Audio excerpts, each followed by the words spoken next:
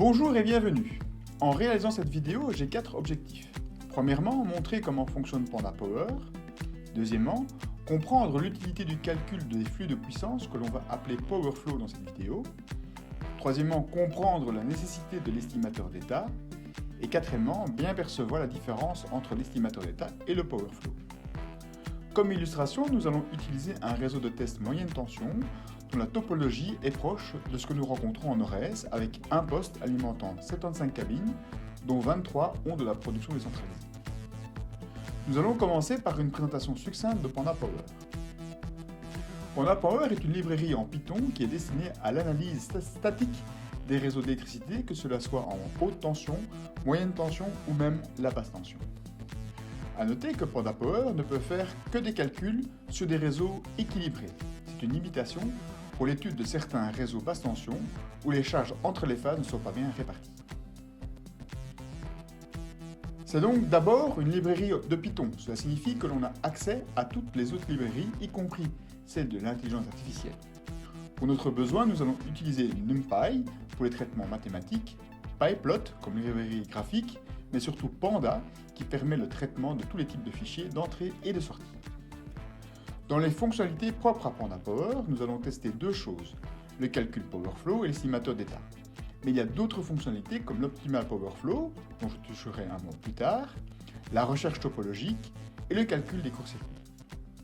Pour toutes ces fonctionnalités, il est possible de les faire tourner sur un set de données fixé, mais également sur une série temporelle, si par exemple on veut tester le comportement du réseau au cours d'une journée. Je vous renvoie à la documentation du site Panda Power pour plus de détails. Créons maintenant notre réseau de test. On va le faire à partir d'un Excel comme si c'était un extrait de ProElé ou du futur ADMS. J'ai plusieurs onglets. Le premier contient les bus, c'est-à-dire les différentes cabines. C'est ici un modèle très simple, il y a aussi moyen d'ajouter les coordonnées géographiques pour un affichage sur une carte. Le deuxième onglet est celui des charges de prélèvement. Chaque charge est connectée à un nœud. J'ai également renseigné les puissances actives et réactives qui vont servir pour le calcul du power flow. Le troisième onglet est l'équivalent des charges de prélèvement, mais pour les productions décentralisées. Le quatrième onglet précise quel est le bus de référence. C'est l'équivalent du jeu de barres du poste Elia. Ensuite, il y a le cinquième onglet de la topologie du réseau. Il s'agit des liaisons entre les différentes cabines pour lesquelles on donne les longueurs et le type de câble ou de ligne aérienne. J'ai repris ici le catalogue par défaut de Panda Power, qui sont des câbles allemands, mais il y a bien entendu la possibilité de créer notre propre bibliothèque de liaison. Je passe maintenant en Python et je vous montre comment créer le réseau en Panda Power.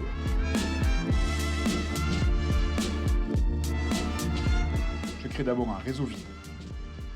Ensuite, je lis l'Excel pour créer les différentes cabines,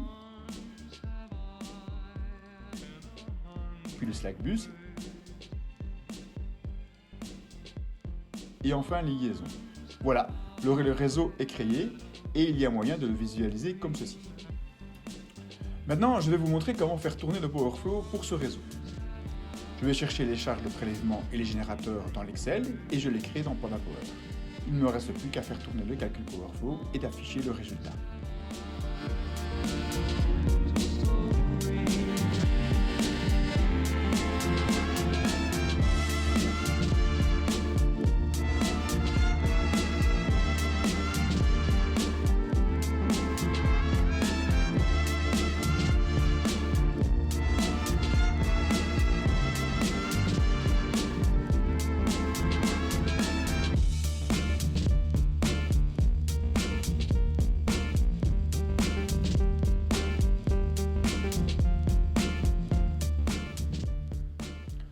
Voilà qui est fait. Le schématique est interactif. En passant sur les différents éléments, on peut voir des informations de charge et de tension. Passons maintenant à la différence entre l'estimation d'état et le power flow. Les charges et productions qui ont servi au calcul de power flow sont des valeurs qui sont dans la réalité entachées d'erreurs. Erreurs qui peuvent avoir plusieurs sources, dont principalement la précision des circuits de mesure et le délai entre le moment des mesures et où celles-ci sont disponibles au SCADA dispatching. Ce dernier phénomène peut par exemple impliquer qu'une mesure à 10h soit utilisée avec une mesure d'un autre appareil qui est à 9h58 sans que l'on sache la valeur réelle au même moment. Les données des mesures sont désynchronisées. En plus, il peut arriver que des données soient incohérentes ou manquantes. S'il fallait ajouter une autre source d'erreur, j'ajouterais que les longueurs des liaisons ne sont pas parfaitement connues. Il peut y avoir des différences entre la réalité qui est dans notre base de données et la véritable longueur électrique des câbles. Bref, nous GRD n'avons jamais une connaissance parfaite de ce qui se passe sur le réseau, nous devons l'estimer. Par convention, on appelle état du réseau les valeurs de la magnitude des tensions au jeu de barre des cabines, les fameux bus, et l'angle de déphasage de ces tensions par rapport à la tension d'origine au slack bus. À partir de ces valeurs d'état, grâce aux équations de l'électricité, il est possible de calculer tous les flux d'énergie et donc les ampères dans les liaisons. Je vous passe ici les détails, sachez toutefois que ces calculs utilisent beaucoup de calculs matriciels dans lesquels les PC excellent. L'enjeu de l'estimateur d'état est de déterminer des valeurs de mesure qui permettent un calcul complet, on dit convergé, de manière à avoir une valeur pour tous les éléments du réseau. Pour réaliser cela, l'estimateur d'état doit connaître la densité de probabilité autour du point de mesure qui lui est communiqué. La grosse hypothèse qui est prise par l'ensemble des gestionnaires de réseaux de transport et de distribution est de considérer qu'il s'agit d'une distribution normale, une courbe de Gauss donc, et qu'il y a des astuces pour déterminer avec une bonne approximation l'écart type des mesures. À partir de là, il devient mathématiquement possible et facile, entre guillemets, de résoudre le problème. Il existe différentes méthodes pour faire ces calculs, qui sont d'ailleurs prévues dans Panda Power, mais nous resterons avec celle par défaut, la WLS.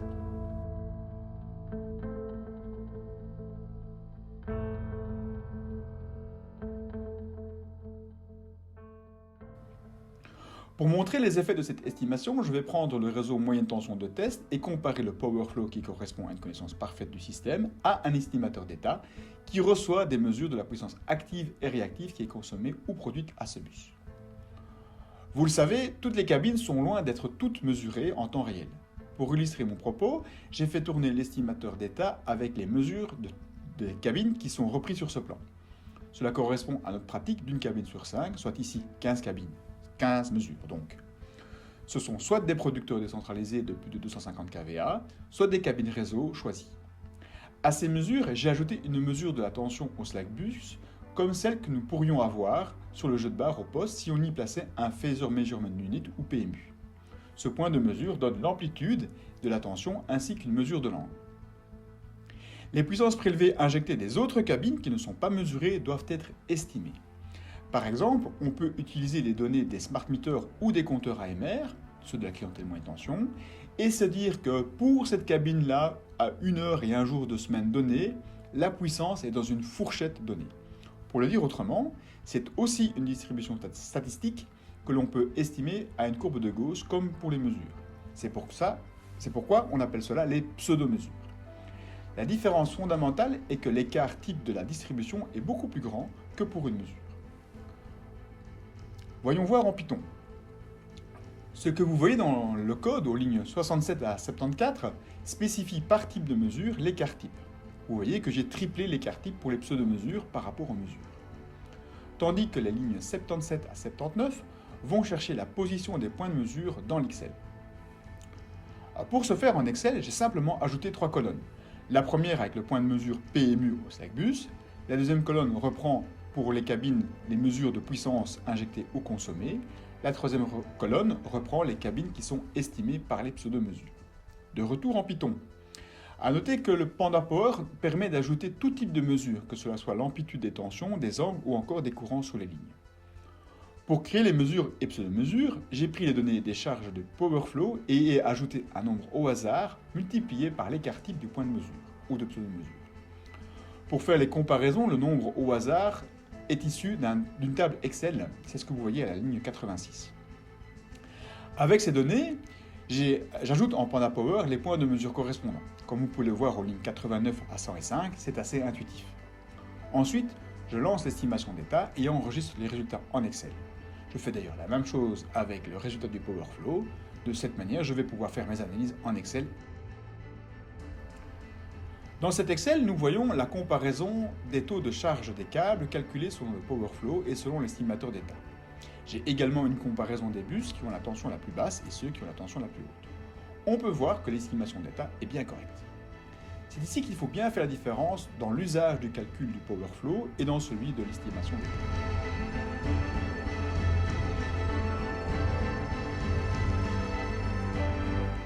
Le Power Flow est d'abord utilisé pour faire des calculs d'investissement. Par exemple, nous devons vérifier, pour une situation théorique du réseau, qu'aucune liaison n'est chargée à plus de 50%, tant pour limiter les pertes que pour assurer le N-1. C'est-à-dire qu'un câble qui part du poste, ici le slack bus, doit pouvoir reprendre la charge d'un autre départ. S'ils sont chargés à plus de 50%, il faut prévoir leur renforcement.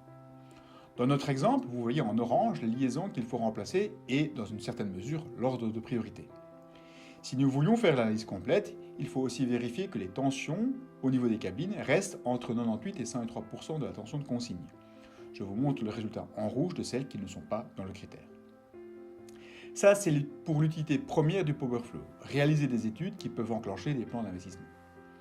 L'estimateur d'état, lui, a une autre utilité qui est de pouvoir gérer le réseau en temps réel, ou plutôt presque réel. Prenons notre exemple du réseau test avec les mesures. On peut voir dans l'Excel des résultats qu'il y a un souci. La tension aux cabines dans le cadre jaune est trop basse et les liaisons 50 à 60 sont trop chargées. L'exploitant a à sa disposition une liaison de secours que j'ai représentée en pointillé. On peut transférer les cabines 1160 à 1175 vers l'autre feeder. Mais est-ce que cette manœuvre vaut la peine? Pour faire cette vérification, voici comment nous pourrions procéder. On fait tourner l'estimateur d'état avec les mesures et pseudo-mesures. On simule les modifications topologiques, par exemple, je déplace mon point de coupure comme ceci. Ensuite, je fais le calcul de Power Flow en prenant comme input les résultats des puissances consommées ou injectées sur le réseau tels que déterminés par l'estimateur d'état. Il me reste ensuite à faire mes contrôles pour voir si tout va bien. C'est ce que j'ai fait et c'est ce que vous voyez à l'écran. Et oui, ça améliore la situation.